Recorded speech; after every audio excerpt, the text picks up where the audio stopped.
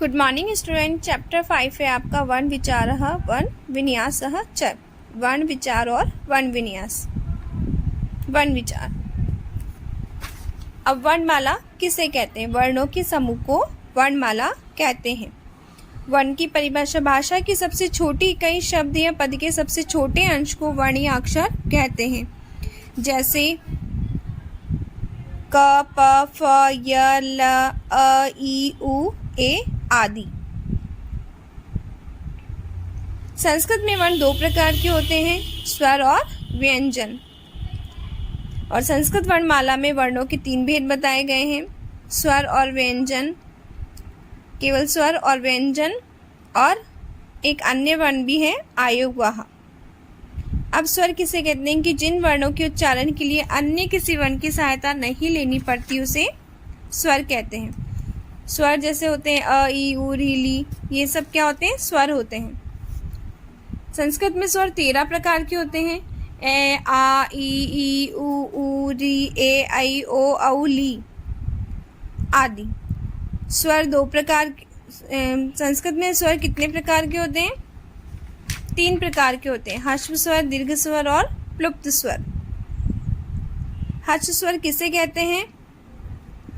जिन वर्णों के उच्चारण में कम समय मतलब एक मात्रा का समय लगता है उसे ह्रस्व स्वर कहते हैं। जैसे अ, ई, उ, री, ली। दीर्घ स्वर किसे कहते हैं कि जिन वर्णों के उच्चारण में दुगना समय लगता है, अर्थात जिनमें 2 मात्रा का समय लगता है उन्हें दीर्घ स्वर कहते हैं। अर्थात ह्रस्व स्वर से दुगना समय जिसमें लगता है उसे दीर्घ स्वर कहते हैं। जैसे आ, ई, बड़ी, बड़ा, ऊ, री, ए, ऐ, ओ, औ।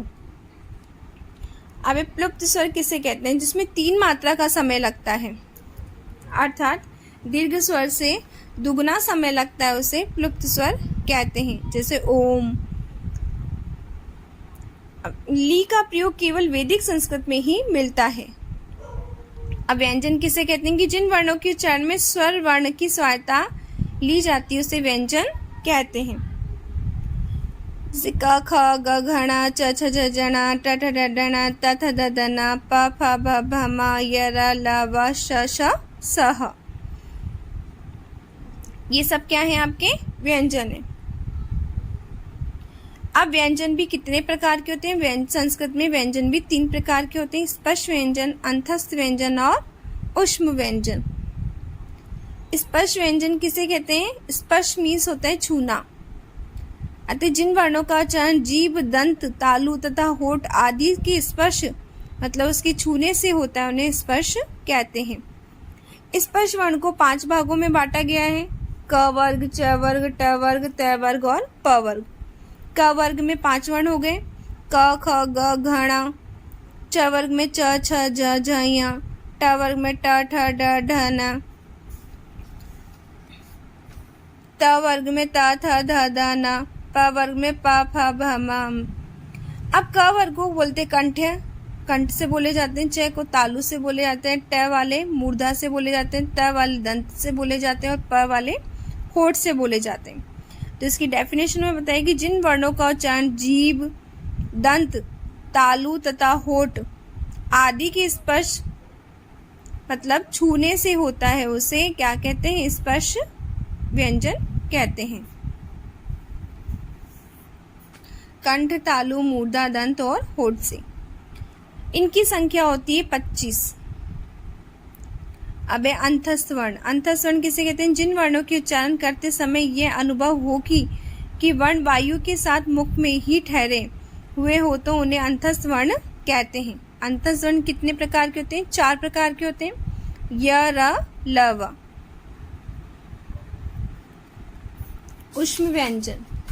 ऊष्म व्यंजन किसे कहते हैं कि जिन वर्णों के उच्चारण करते समय गर्म हवा निकलती है उन्हें ऊष्म वर्ण कहते हैं। ऊष्म वर्ण भी 4 प्रकार के होते हैं, श, श, स, ह। अब अनुस्वार किसे कहते हैं? किसी वर्ण के ऊपर जो बिंदी के रूप में लगा रहता है उसे अनुस्वार कहते हैं। जैसे देखो ये लाइन खींची हुई, इसके ऊपर जो बिंदी लगी हुई है तो इसका साउंड वर्ड क्या निकलता है? म। जैसे संस्कृत ये विद्यालय दे रखा है तो विद्यालय के ऊपर बिंदी लगी तो विद्यालयम। जैसे संस्कृतम। अब है विसर्ग। अब संस्कृत में किसके ऊपर लग रही है? स के ऊपर लग रही है,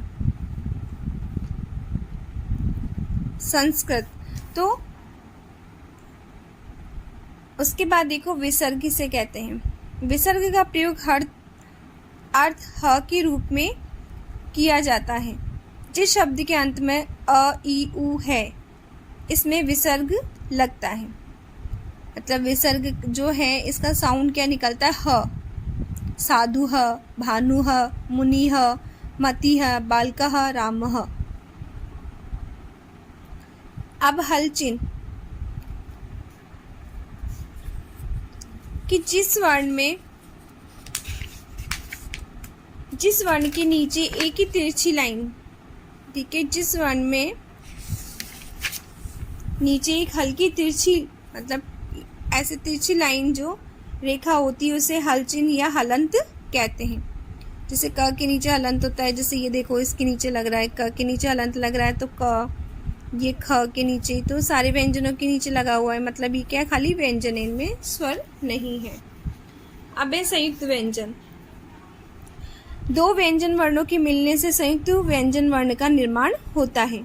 इनकी संख्या अनिश्चित है। प्रमुख संयुक्त व्यंजन इस प्रकार बनते हैं, जैसे श कैसे होगा? क प्लस श। ज्ञ बनेगा तो ज्ञ कैसे बनेगा? ज प्लस य। त्र बनेगा त प्लस र। श्र बनेगा तो स प्लस र। ध बने तो द प्लस य। ध बना तो ध प्लस ध। द बना तो द प्लस व। हल बना तो ह प्लस ल। हव बना तो ह प्लस व। क्र तो क प्लस र। य बना तो यर, तो र प्लस य। त्री बना तो त प्लस री। विशेष में देखो कि स्वर का उच्चारण स्वतंत्र रूप से होता है। स्वर का उच्चारण स्वतंत्र रूप से होता है, जबकि व्यंजन स्वर की सहायता से ही बोले जाते हैं। जिस व्यंजन के साथ स्वर नहीं जुड़ा होता है उनके नीचे हलंत लगा होता है। अब है मात्रा। मात्रा किसे कहते हैं? अ के अलावा जब कोई स्वर या व्यंजन के साथ जोड़ा जाता है तो वह मात्रा के रूप में दिखाया जाता है। जैसे देखो क प्लस अ बराबर क प्लस आ बराबर क प्लस ई बराबर की। तो इसमें जो ए आ ई ये सभी क्या है? मात्राएं हैं। अब आयोग वाह कि जो वर्ण अकेले नहीं रह सकते, जो वर्ण अकेले नहीं रह सकते उन्हें आयोग वाह कहते हैं। इनकी संख्या 2 होती है, जैसे अंग से अंगूर और अह।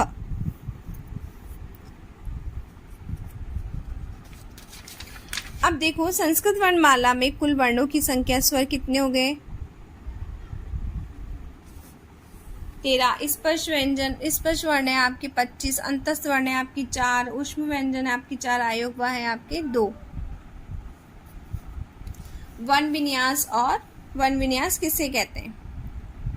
कि शब्दों और पदों में प्रयुक्त वर्णों, शब्दों तथा पदों में प्रयुक्त वर्णों मीन स्वर और व्यंजन को अलग अलग करना वर्ण विन्यास कहलाता है। वर्ण विन्यास मतलब होता है अलग अलग करके लिखना, मतलब पृथक पृथक करके लिखना।